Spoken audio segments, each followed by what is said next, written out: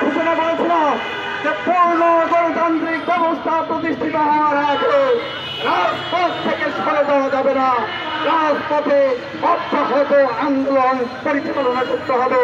তারই ধারাবাহিকতায় আমরা আন্দোলন নিয়ে আসি। আমরা বলেছিলাম যে শোষণমুক্ত সমাজ, বৈষম্যহীন সমাজ এবং ফ্যাসিবাদ এটা একটা অর্থনৈতিক ব্যবস্থা। ফ্যাসিবাদ কোনো ব্যক্তি না, শুধুমাত্র শেখ হাসিনা ফ্যাসিবাদ এবং ফ্যাসিবাদ তা নয়। ফ্যাসিবাদ হলো একটা অর্থনৈতিক ব্যবস্থা। এখানকার পুঁজিবাদী শোষণমূলক যে অর্থনৈতিক ব্যবস্থা, সেই ব্যবস্থা বদল করা ফ্যাসিবাদী যে ব্যবস্থা, সেই ব্যবস্থার প্রত্যাবর্তন সেটা রুখে দাঁড়ানো যাবে না।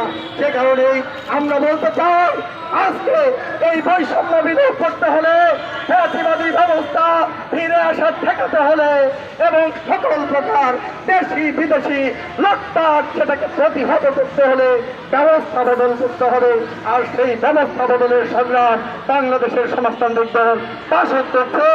আমরা তাই বলতে চাই, মুক্তিযুদ্ধের যে প্রকৃত চেতনা, কেন্দ্রীভূত চেতনা, সমাজতন্ত্রের চেতনা, 24-এর গণঅভ্যুত্থানের যে আকাঙ্ক্ষা, বৈষম্যহীন সমাজ প্রতিষ্ঠার যে আকাঙ্ক্ষা, এই দুয়ের একটার সাথে আরেকটার কোনো বিরোধ নাই।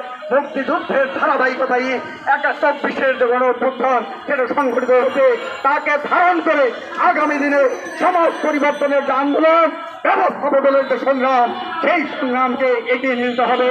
সেই সংগ্রাম এগিয়ে নিয়ে যাওয়ার আহ্বান জানিয়ে